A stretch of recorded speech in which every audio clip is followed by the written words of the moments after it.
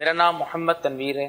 بچپن میرا عام بچوں کی طرح گزر رہا تھا، کھیلتے کودتے ہلا گلا، پڑھائی کے ساتھ ساتھ کچھ تفریح اور دوستوں کی گیدرنگ زیادہ بڑھ گئی۔ اس کے ساتھ ساتھ دنیا کے اندر اس قدر مگن تھا کہ فلمیں ڈرامے دیکھنے کا یہ معمول تھا، گانے بازی سننے کا معمول تھا۔ جس طرح اس طرح عمر بڑھ رہی تھی اور گناہوں میں بھی اضافہ ہو رہا تھا، مسلسل گناہوں میں اضافہ ہی ہو رہا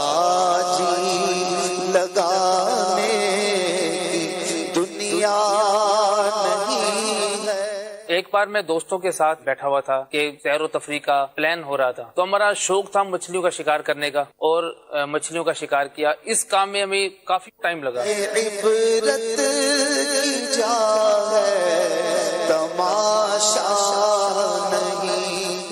جب وہاں سے واپس ہونے لگے تو اس ٹائم مجھے اتنا محسوس ہوا کہ میری آنکھوں کے سامنے کوئی اندھیرا ہے اور مجھے کوئی دکھائی نہیں دے رہا، کوئی سمجھ میں نہیں آ رہا کہ میں کس طرف جا رہا ہوں، کیا کر رہا ہوں۔ میں نے اپنے دوستوں سے یہ بات بتائی کہ یار میرے ساتھ یہ پرابلم ہو رہی ہے، تو وہ بھی مذاق سمجھ کر اس بات کو ٹالتے رہے کہ اس کو کیا ہو گیا۔ میں ایک دو بار سلپ ہوا، گرا بھی، دوستوں کے ساتھ ٹکرایا بھی، تو اس چیز کو دیکھ کر میرے دوست بھی کچھ پریشان ہوئے اور انہوں نے مجھے پکڑ کر میرے گھر والوں تک مجھے پہنچایا۔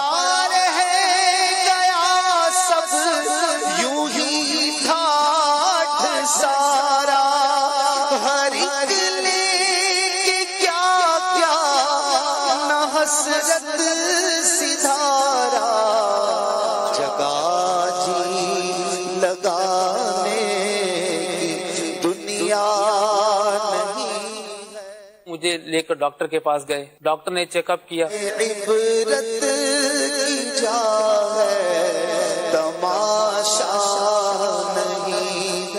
ڈاکٹر نے مجھے جواب دے دیا کہ اب آپ کو نظر نہیں آئے گا۔ ڈاکٹر کی یہ بات سن کر میرے والد صاحب میرے ساتھ تھے تو ان کے دل پر بھی بہت صدمہ پہنچا، لیکن کیا ایک دو دن کے بعد میری زندگی پھر دوبارہ اسی ڈگر پر آ گئی۔ ایک دن میں کانوں میں ہینڈ فری لگا کر گانے سن رہا تھا کہ سنتے سنتے میری آنکھ لگ گئی۔ میں کیا دیکھتا ہوں کہ جیسے میں مر گیا ہوں، میرا جنازہ پڑھ کر مجھے قبر میں لٹا دیا ہے، میری قبر کو بند کر دیا ہے۔ وفا دنیا پہ مت کر اعتبار، تو اچانک موت کا ہوگا شکار۔ مجھ سے سوالات کا سلسلہ شروع ہوتا ہے اور سوالات پر میں ایک جگہ پر آ کر اٹک جاتا ہوں، مجھے سمجھ میں نہیں آ رہا ہوتا کہ میں کیا جواب دوں۔ کچھ ہی لمحوں کے بعد میں یہ دیکھتا ہوں کہ میرے کفن میں آگ لگی ہوئی ہے۔ میں اس قدر گھبرا رہا ہوتا ہوں، اس قدر پریشان ہو رہا ہوتا ہوں کہ میری سمجھ میں نہیں آ رہا کہ میں یہاں سے کہاں جاؤں۔ اسی اسنا میں اچانک میری آنکھ کھلتی ہے۔ موت آئی، پہلوان بھی چل دیے، خوبصورت نوجوان بھی چل دیے۔ میں نے اپنے گھر والوں کو آ کر اپنا خواب بتایا کہ مجھے اس طرح سے خواب نظر آئے، میں کیا کروں۔ گھر والوں نے مجھے مشورہ دیا، دعوت اسلامی کا فیضان مدینہ، وہاں چلے جاؤ، وہاں پر جا کر اپنا روحانی علاج کراؤ اور وہاں پر جا کر ایک بار ان سے ملو۔ تو میں کسی بھی طرح سے کر کے دعوت اسلامی کے عالمی مرکز فیضان مدینہ میں حاضر ہوا۔ تو میں جب روحانی علاج کی تعویذات کے لیے وہاں پر گیا، کوئی مبلغ وہاں پر بیان کر رہے تھے، قبر ہی پہلی منزل ہے، جو اس میں کامیاب ہو گیا وہ آگے بھی کامیاب ہو گیا۔ خدا را میٹھے اسلامی بھائیوں، اپنی آخرت کی کوئی تو تیاری کیجیے۔ کیوں نہیں سوچتے کہ ہم نے مرنا ہے؟ اے اپنے کانوں کو حرام میوزک اور بری باتوں سے بھرنے والے، تجھے مرنا نہیں، مگر یاد رکھو چھپ کے لوگوں سے کیے جس کے گناہ وہ خبردار ہے۔ خدا را موت کی تیاری کر لو۔ جب اس مبلغ کا یہ بیان سنا تو میرے اندر ایک امید پیدا ہوئی۔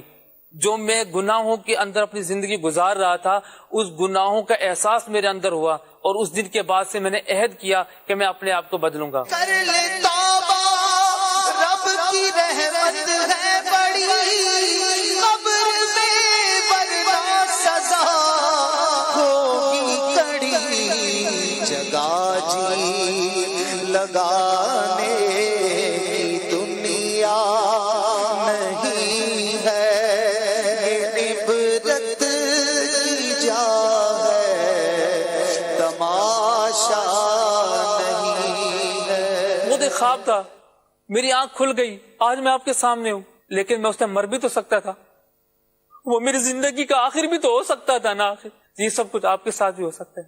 پیارے بھائی، دنیا یہ سب کچھ نہیں ہے۔ آ جاؤ، توبہ کر لو اپنے گناہوں سے، اپنے سابقہ سارے گناہوں سے توبہ کر لو اور آ جاؤ دعوت اسلامی کے ماحول میں۔ یہ آپ کو مدینے کی یاد میں رلاتا رہے گا، یہ آپ کو مدینے کی یاد میں رلاتا رہے گا، یہ آپ کو مدینے والے کے پیچھے پیچھے انشاءاللہ جنت کا راستہ دکھائے گا۔ آ جاؤ، چھوڑ دو گناہوں کو، کچھ نہیں ہے دنیا میں